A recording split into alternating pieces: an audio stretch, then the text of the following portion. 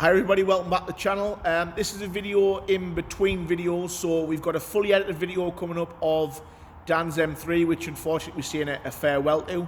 But in its place, we've got something decent to come in terms of content. So I've been looking for an E36 328i Sport in manual. Obviously wanted a genuine Sport, but they're obviously hard to come by. I only wanted one in Boston Green. I've been looking for one for quite a while. Not like looking flat out, but if one popped up, I said I would always buy one, but kind of waiting for one at sensible money. You'll know if you obviously viewed the 328 E36s, they are starting to pick up a little bit of money in terms of value. So anyway, we found one. So one popped up on Gumtree. It was up in Saltcoats, up in Scotland. I saw it as very sensible money. Obviously, don't mind telling you the cost because obviously you'll be able to factor in what it's going to cost to finish the car. The car was 1,500 quid. It had only been listed for about 6 minutes. And obviously straight away I know that kind of car, that kind of price going to fly away. So we rang the bloke, had a bit of a chat with him, took a bit of a chance, bought the car blind, and I'm just going to show you now and show you exactly what 1,500 quid buys you. So this is our 1,500 quid E36 328i, genuine sport model. It's just landed on the back of a truck. Boston Green for me is a mega colour for these. It's probably my favourite colour did in them, and I've always fancied a one, just never owned a one. I'd say genuinely, it's quite an honest car, but we have got some work to do with it. Now, luckily enough for us now, in the units where we are, a friend of mine's actually started painting, so I'm trying to up there, kind of have a look around the paint of the car and price up a full shoot. I think that's going to be the only way to go with it. I mean, I'll show you in obviously all the little details. Same as the majority of the E36s, obviously it's starting to rust in here. Obviously it's had paint before, the wipers are a little bit rusty. It hasn't got the genuine wheels on. The BBS RC wheels are the genuine ones. She's starting to rust in the corners here, which obviously you're going to expect. It's got the M3 mirrors on, which will be coming off. But generally up and down the side of the cars, I'd say it was a pretty straight car. It's a HPI clear car, this one. It's covered 102,000 miles, which is obviously low in the miles really for one of these. 8 previous keepers. The service history is great with it, and it's been serviced at the BMW dealer right up until about 90,000 miles at the same place, which obviously appealed to me in terms of history. The back arches were a little bit scabby, but we are solid in here. Same round there as well. Same at the bottom. It's just typical E36 stuff, but as you can see up and down the side of the car, it's actually half decent. It's not too bad. Round the back of it, again, she's starting to rust here. Common areas, but again, it says the same thing as all the other areas. It is quite solid. It's not too bad at all. Nice little back box, which is still in nice nick. The driver's side arch is a little bit better, but it's the same. It's still a little bit scabby on the underside, down towards the bottom. But again, it up and down the side is quite a nice car still. Inside of it, grey leather, which was a must for me. I wanted the light grey leather in the car. A little bit of wear at the bolster and this bit, but we've got a guy who can sort that out. Pretty much stock and nice looking inside. I love these cars inside. Most importantly for me, she has a sunroof. I'm big on sunroofs. Absolutely love a sunroof. Passenger seat, it's pretty decent. Interior in the back's really good. The thing that I like as well is, I know it's a bit perverted, but it's still got the original BMW torch, which obviously sits in the dash, which is nice to see. And in the back, I think it's got a full toolkit. Let's have a look at the toolkit. Just open the boot.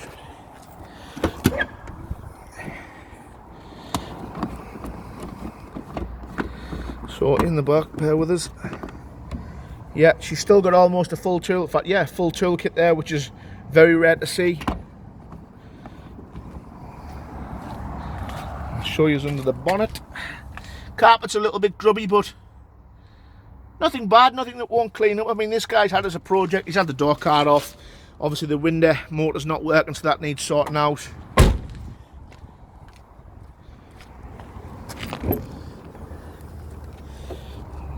There's the beer.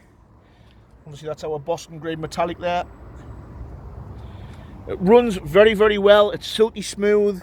We have got a power problem at the moment, whereas the car will only run off the jump pack. Obviously it might well be the battery, also might be a little bit of a problem with the wiring, but we'll get to that.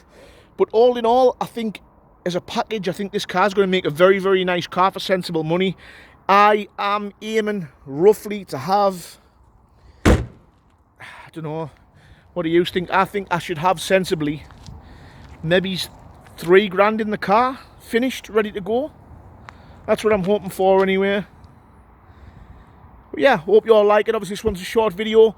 It's just the start of a very lengthy process, but you'll see us flip this car around and make it into something that's hopefully at the end beautiful, but we'll wait and see.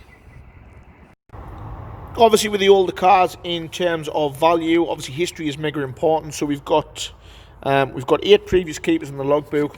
We do have some nice paperwork with the car, as well as a load of receipts and previous old MOTs. But most importantly, she has the original service book. Where's it at? Bear with us, I'll just find that. I've never seen that before. BMW service card. So I'm guessing that there, which is nice to see. That must have been the first owner possibly of the car. Yeah, 15th to the 8th, 1997. So Mr. McCrae, which I'm guessing is going to be Scottish, was the first owner, and that's the service card. So I'll keep all that. That's cool. Bits of, I think all the owners' manuals are here. I'm not massively up on what exactly these come with in the factory, but you get the idea. I mean, majority of it's there. What's that one there? Receipt. I declare that this car was sold for £1,800 and paid cash. No date on that one, so it was sold for £1,850 at some point. But obviously on the history book, these are the things that I like to see. I'm quite big on bits of paperwork. It's nice to have these. So 97, so I'm guessing that is who sold the car originally and done the pre-inspection. And the thing that's nice about it is that obviously garage in the first service, but from there onwards, it's all the same BMW dealership.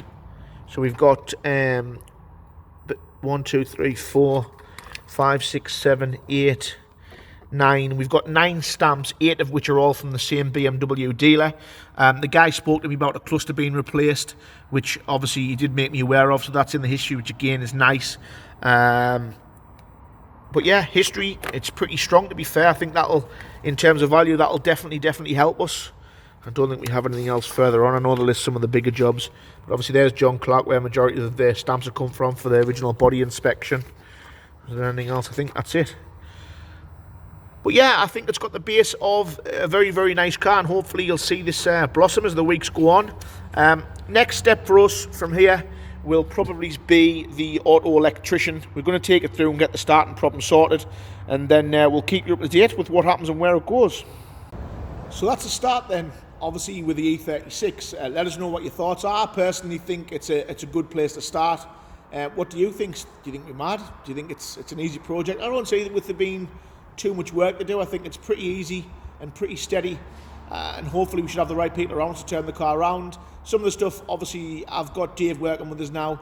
He can do a lot of the work in terms of prep to get things like the window motors working and stuff, because we've got a few problems with the window motors, but we've got a good electrician who will get the power problem started. So hopefully the start of a long and not so stressful journey to get the car to where we need it to be. All comments and opinions always welcome. Stay tuned, and we'll show you what happens with the car.